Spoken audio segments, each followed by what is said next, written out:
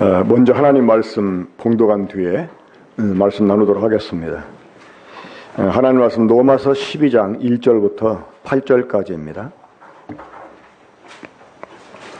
로마서 12장 1절부터 8절까지 저와 함께 교도하겠습니다. 제가 한 절 읽고 우리 형제 자매들이 한 절 읽고. 자, 로마서 12장 1절부터 8절까지.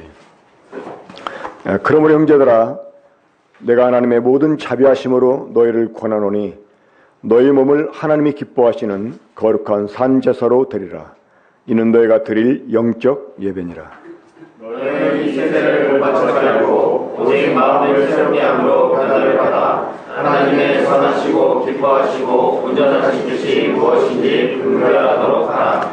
내게 주신 은혜로 말미암아 너희 각 사람에게 말하노니 마땅히 생각할 그 이상의 생각을 품지 말고 오직 하나님께서 각 사람에게 나누어 주신 믿음의 분량대로 지혜롭게 생각하라.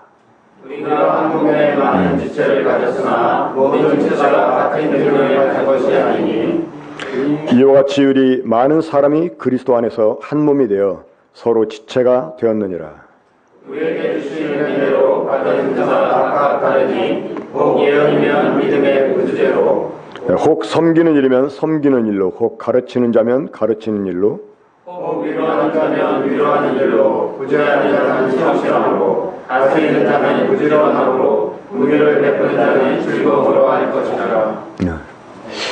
이 구원받은 성도가 구원받은 이후에 해야 될 가장 기본적이면서 중요한 일이 있다면 무엇일까로 생각하십니까? 그것은 바로 자신의 몸을 하나님께 드리는 것입니다.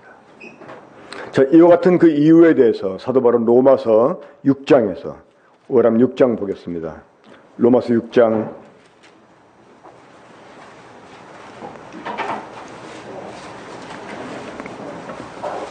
19절 보면 너희 육신이 약함으로 내가 사람의 대로 말하노니 전에 너희가 너희 지체를 부정과 불법에 내주어 불법에 이른 것 같이 이제는 너희 지체를 의에게 종으로 내주어 거룩함에 이르라. 전에 우리가 죄 가운데 있었을 때에는 우리들의 몸을 죄의 도구로 들여서 우리들의 이 몸으로 많은 죄를 지었습니다. 그러나 이제 우리가 구속을 받았기 때문에, 자, 이 구속받았다는 게 무엇이죠? 값으로 사인바가 되었다는 것입니다. 그러니까 이 속량 혹은 구속, 이 말은 영어로 리딤션인데 이 말은 그 값을 주고 사다라는 뜻입니다. 그러니까 하나님께서 우리를 죄와 사망에서부터 구원하시기 위해서 그 죄의 값을 치러주시고 우리를 사셨다는 것입니다. 그래서 이제 우리가 하나님께 이 값을 치르고 사인바가 되었기 때문에 우리들의 몸을 하나님께 드리는 것, 이건 너무나 당연한 것입니다. 마땅히 또 그렇게 해야 되는 일이죠. 자, 그런데 이렇게 몸을 드리는 일을 사도 바울이 권하기 위해서 이걸 어떻게 보면 당연한 요구일 수 있잖아요. 그렇죠? 또 마땅히 명령을 해도 상관이 없는 것입니다. 너희 몸을 하나님께 드려라. 이건 당연한 것이다. 너희가 전에 죄의 종이었을 때는 너희 몸을 죄에게 드려서 너희가 이 몸으로 죄의 열매를 맺지 않았느냐. 그러니까 이제는 너희가 값으로 사인바가 됐으니까 마땅히 너희 몸을 하나님께 드려야 된다라고 요구할 수가 있어요. 그래서 사도 바울은 왜 하나님의 모든 자비하심으로 권한다라고 말했을까요? 12장 1절을 다시 보면 그러므로 형제들아, 내가 하나님의 모든 자비하심으로 너희를 권하노니 너희 몸을 하나님이 기뻐하시는 거룩한 산 제물로 드리라. 이 마땅한 요구를 말함에도 불구하고 이 몸을 드리라 하는 말을 하나님의 모든 자비하심으로 권한다고 이렇게 표현하고 있습니다. 왜 그랬을까요? 여기에는 진정한 성도라면 정말 이 하나님의 자비하심으로 권할 수밖에 없다는 것, 이걸 우리가 알아야 됩니다. 저는 이 말씀을 묵상하면서 누가복음 5장인가요? 거기 보면 베드로가 이제 예수님이 하나님의 아들이시라는 것을 그가 깨닫게 됐을 때 주님께 고백을 합니다. 자, 그가 밤이 맞도록 고기를 잡았지만 한 마리도 못 잡고 빈 그물을 싣고 있을 때 예수님께서 많은 무리와 함께 이 갈릴리 호수로 오셨어요. 그리고 자기 배에 오르더니 사람들을 넓은 시야로 볼 수 있게 배를 좀 육지에서 띄울 것을 말씀하십니다. 그 말들은 이제 베드로가 배를 좀 띄우고 이제 예수님 발 밑에서 예수님이 청중들에게 하시는 말씀을 들었습니다. 예수님 바로 발 밑에서 들었으니까 얼마나 잘 들었겠어요. 이 예배당에서 가장 은혜로운 자리가 앞자리입니다. 맨 앞자리. 그래서 이 설교자의 침을 많이 받아먹어야 좋다고 하는 이런 농담도 있었었는데 이 베드로가 주님 발 바로 아래서 말씀을 들었어요. 근데 말씀을 들어보니까 이전에 자기 동생 안드레를 따라가지고 예수님을 만났었거든요. 그런데 이상하게 처음 본 자기한테 내가 너를 장차 게바 베드로라 할 것이다.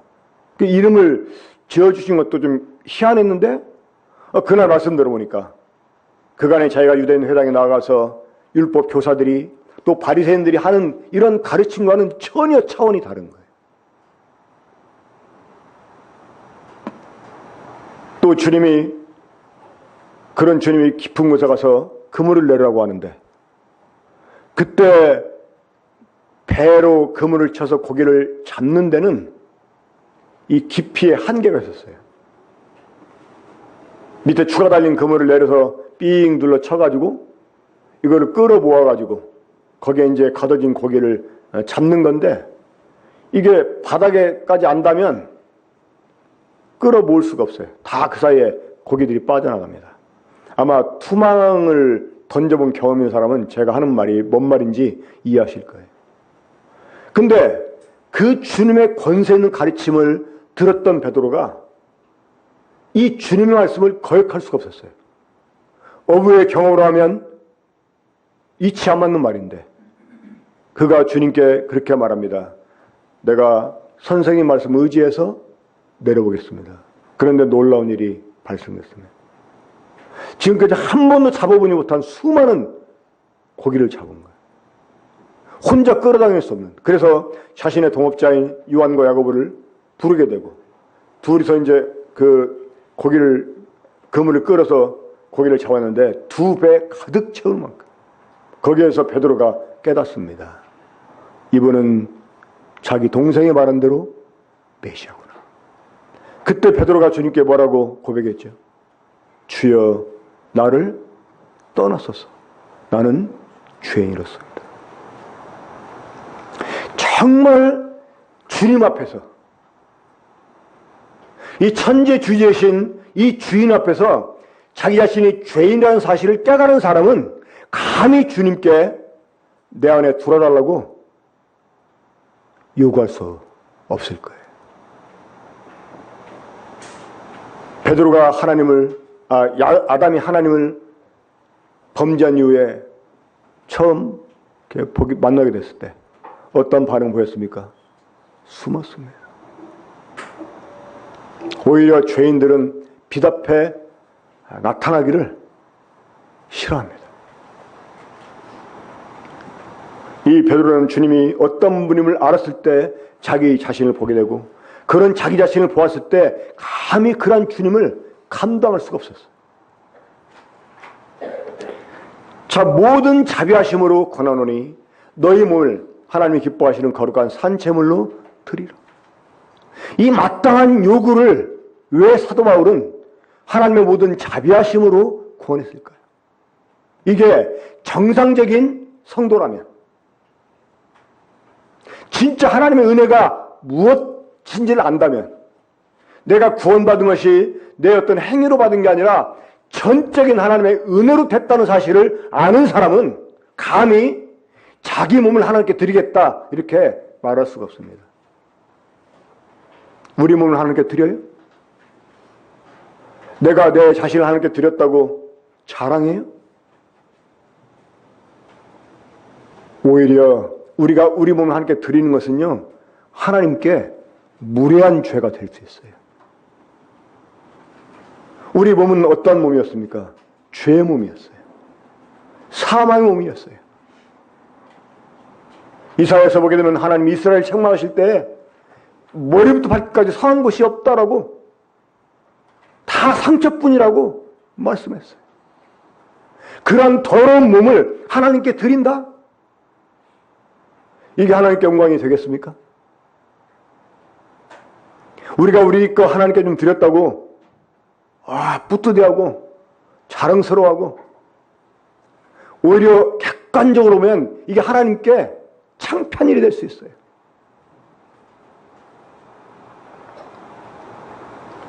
호세아가 하나님께로부터 음란한 여자를 아내로 맞으라고 말씀을 들었을 때 참 황당했을 것입니다.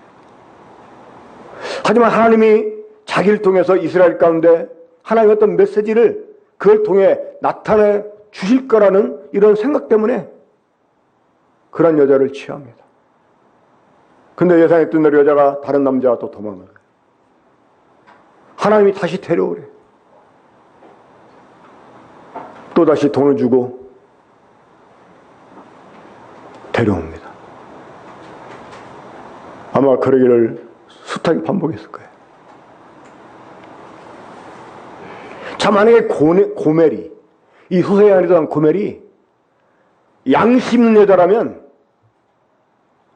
그런 자기 남편에게 이제 돌아와줬다고 의기양양해가지고, 이제 그래도 내가 돌아와줬잖아. 내가 당신한테 몸 다시 허락했잖아. 이렇게 말한다면 이 얼마나 뻔뻔스러운 일이에요. 그렇지 않아요? 비록 하나님이 자비하심으로 우리를 용서했지만, 그리고 우리를 값을 치르고 사셨지만, 이러한 몸을 하나님께 드린다고 하는 것, 여러분, 이것은 사실은 참 미안한 일인 거예요. 하나님 앞에.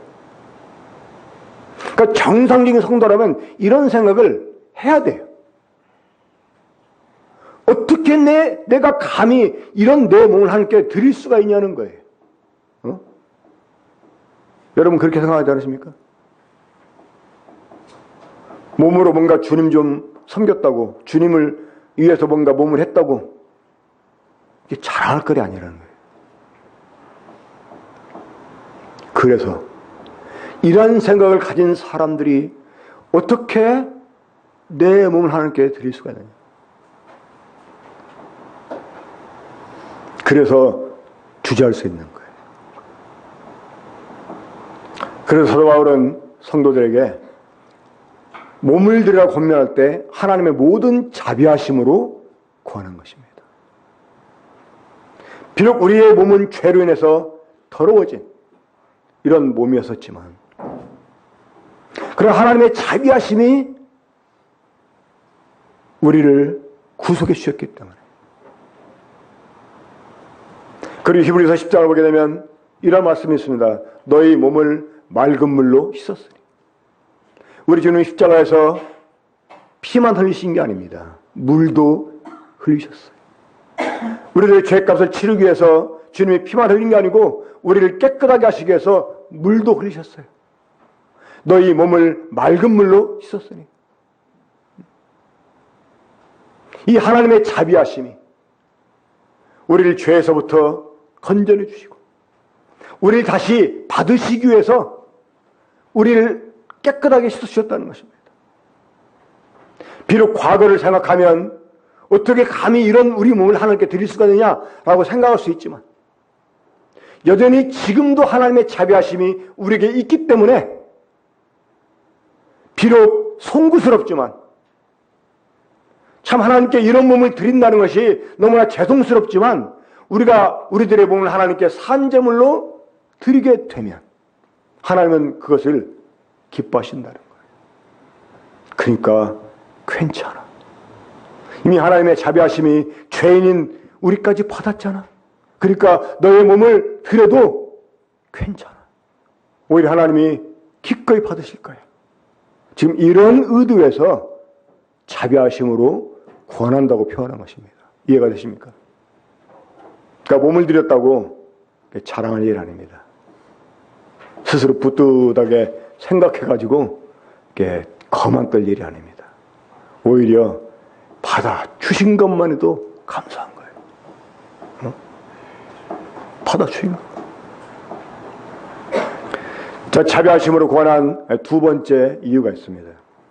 그 이유는 당연함을 말하기 위해서 그런 것입니다. 자, 이 산제물을 먼저 좀 말씀드리겠습니다. 원래 일반적으로 구약에 나와 있는 이 제사를 보면 그 제물을 드릴 때 어떻게 드립니까? 죽여서 드립니다. 죽여서. 자, 이 제물을 드릴 때 죽여서 드리는 이유가 무엇 때문입니까? 바로 죄 때문입니다. 그런데 이제 우리들의 몸을 죽여서가 아니라 산채로 드리라는 거예요. 이것이 가능하게 된 이유가 무엇 때문입니까?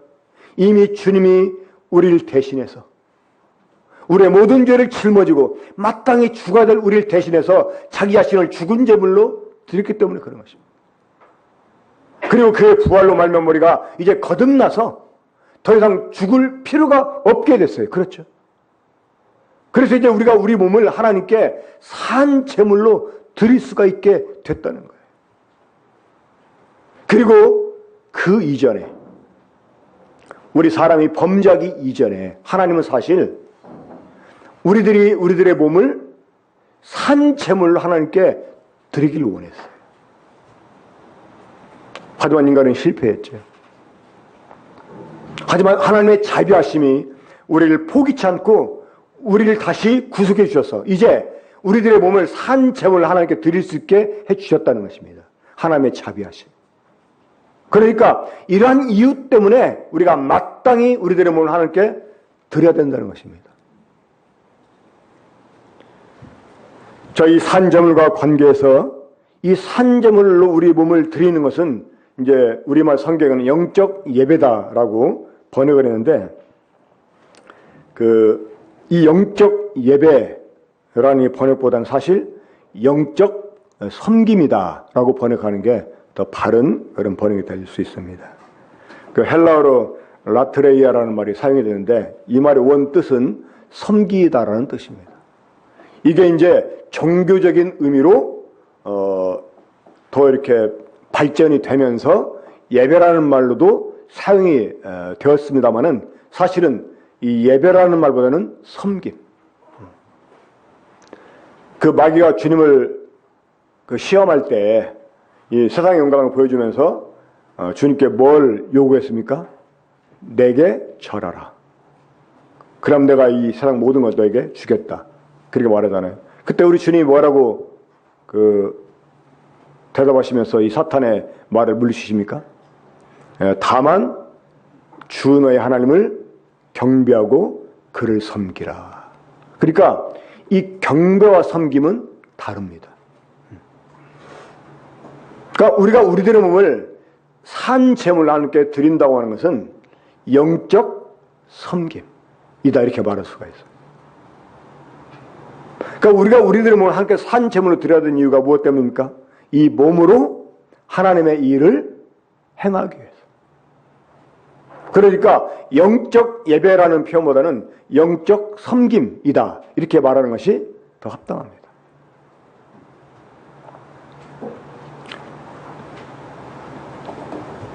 그러니까 이 제물로 드린다고 하는 것은 예배의 의미가 있기도 하지만 우리들의 몸을 산 제물로 드린다 하는 것은 예배보다는 섬김의 의미가 더 크다고 말할 수가 있습니다. 우리가 우리들의 몸을 하나님께 산 제물로 드리기 위해서 먼저 해야 될 일이 있습니다. 어떤 일일까요? 우리들의 마음을 새롭게 하는 일입니다. 우리 한번 2절 보겠습니다. 함께 읽어보겠습니다. 다시 시작. 너희는 이 세대를 본받지 말고 오직 마음을 새롭게 함으로 변화를 받아 하나님의 선하시고 기뻐하시고 온전하신 뜻이 무엇인지 분별하도록 하라. 자, 우리가 우리 마음을 새롭게 해야 되는데 여기에서 마음을 새롭게 함으로 이거는 그 2월 첫 주에 우리 말씀 드린 거 기억하십니까?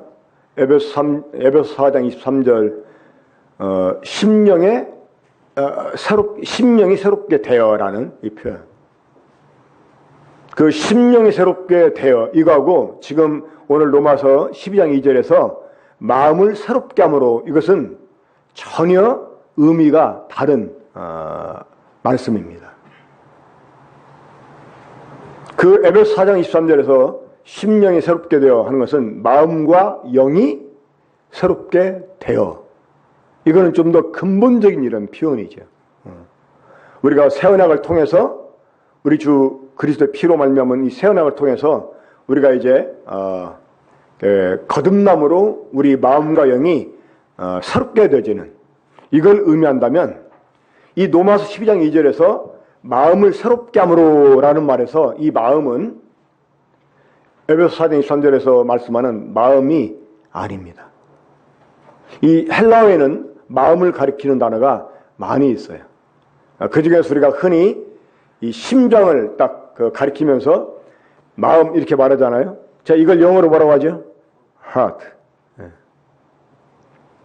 이것을 헬라어로 카르디아라고 하네. 카르디아.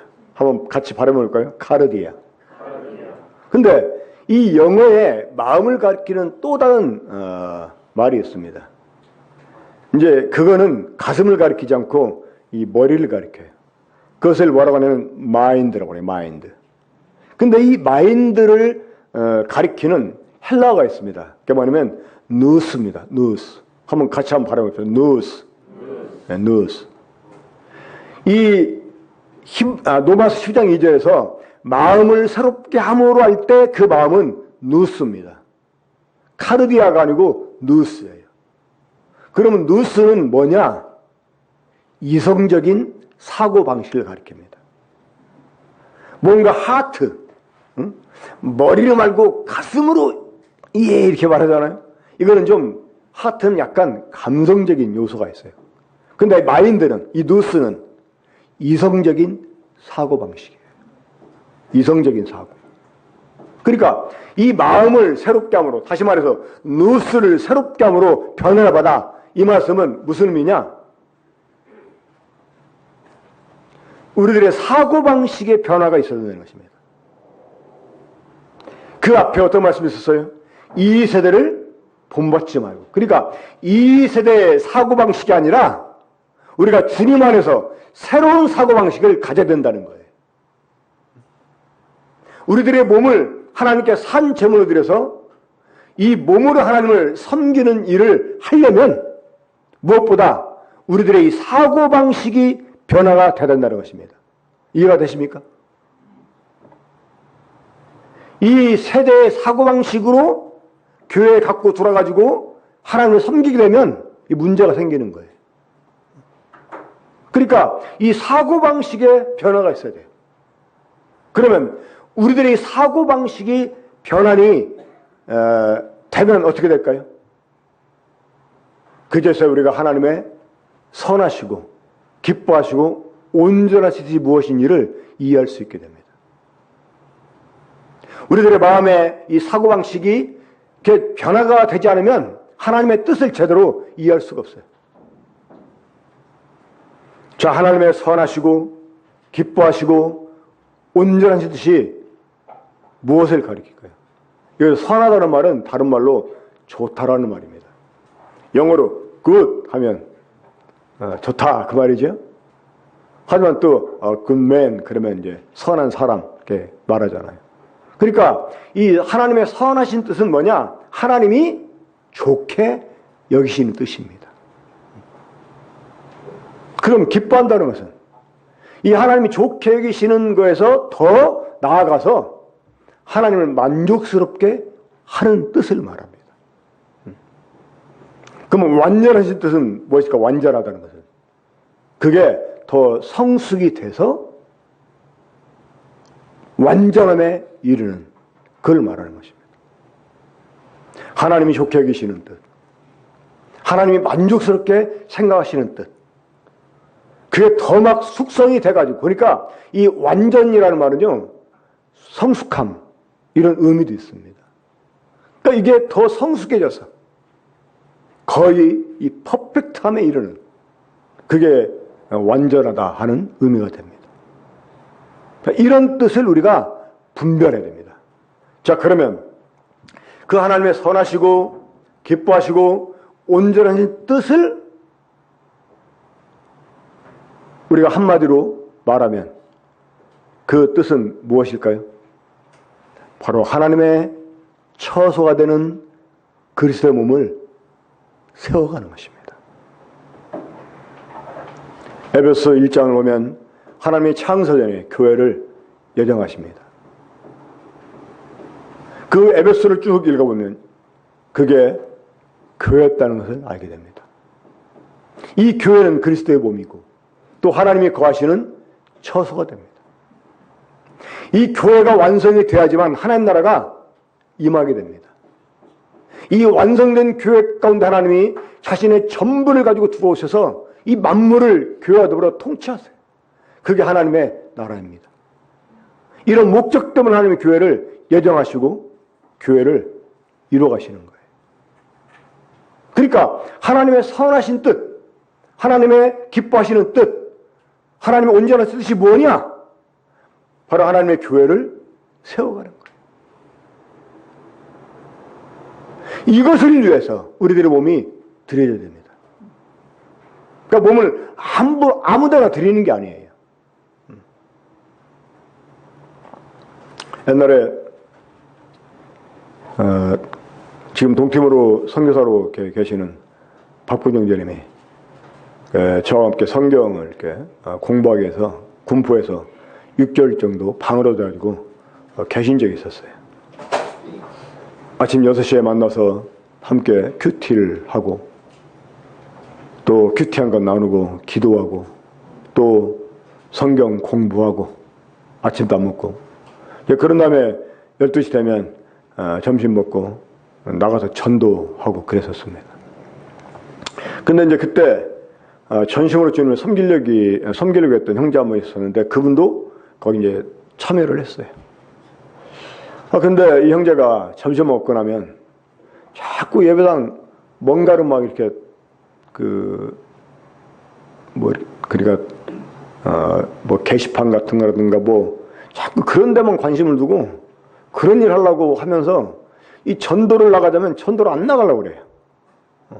이 전심으로 사역을 하려고 하는 사람이었는데 그래서 이거는 그냥 다른 형제들한테 하게 하고 형제는 함께 나가서 전도를 하자고.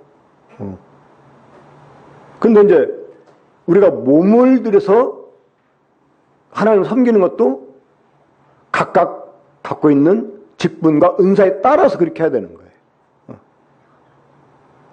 그러니까 그리스도의 몸을 세워가는 데서 모두 다 몸으로만 때우는 게 아니고 또 몸을 때워도 그 나타나는 모양이 정말 이 몸으로 힘쓰는 것만 아니라 몸도 가면서도 이 마음을 또 더 이렇게 힘을 쓰게 되는 이런 일도 해야 되는 거죠.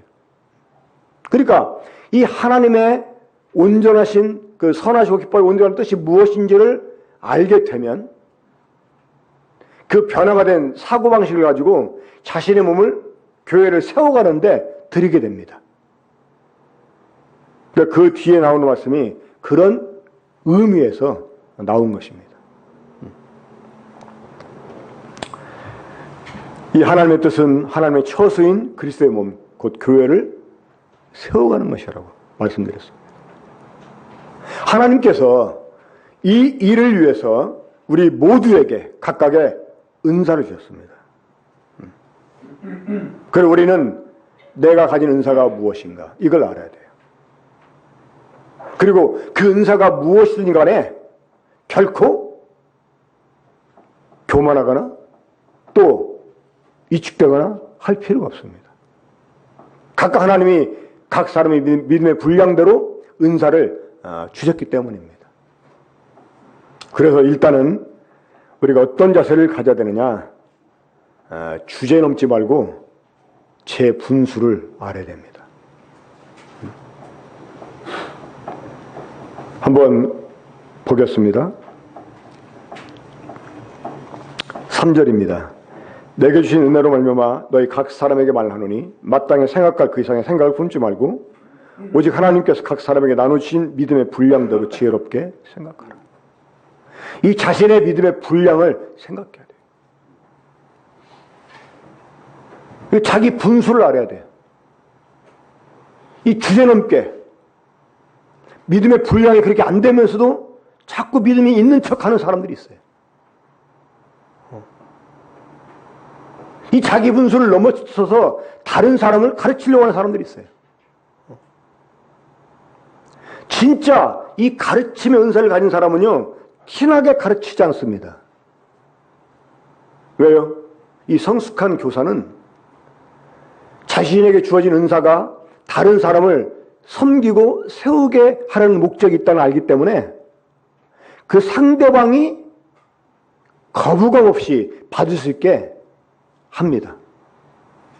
근데 사람들이요, 딱 자기한테 유익한 말 해도 거부감을 갖게 된 이유가 있습니다.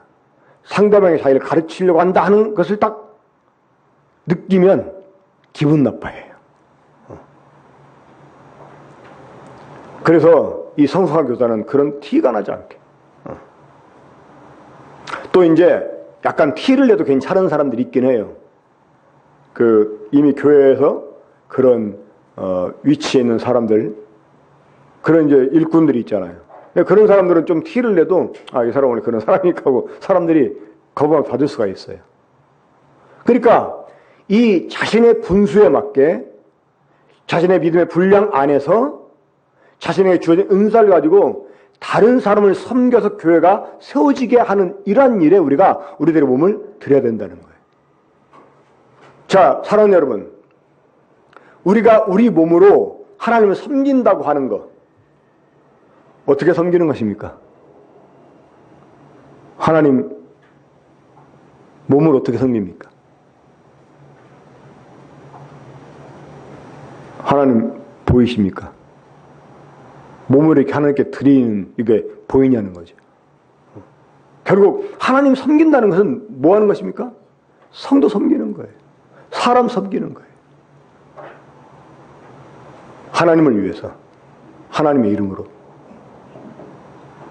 그래서 우리가 정말 각각 믿음의 분량 안에서 자기 분수에 맞게 마음을 높은 데 두지 말고 서로 섬기는 이런 자세로 섬겨서 이 교회를 세워가는 이러한 일을 우리가 해야 된다는 것이죠. 이것이 바로 우리들의 몸을 하나님께 산제물로 드리는 것입니다. 자, 그러면 우리가 어떻게 어떠한 자세로 은사를 따라 섬겨야 되냐. 이것은 이제 본문 6절부터 8절까지 나와 있죠. 이거에 대해서는 자세한 설명을 드리지 않겠습니다. 우리 군포 번영교회 사역팀을 새로 이렇게 구성하려고 합니다. 근데 크게 두 팀으로 나누려고 합니다. 하나는 에스라 팀, 하나는 느헤미야 팀. 이 에스라와 느헤미야는 동시대를 살았던 사람들이었습니다.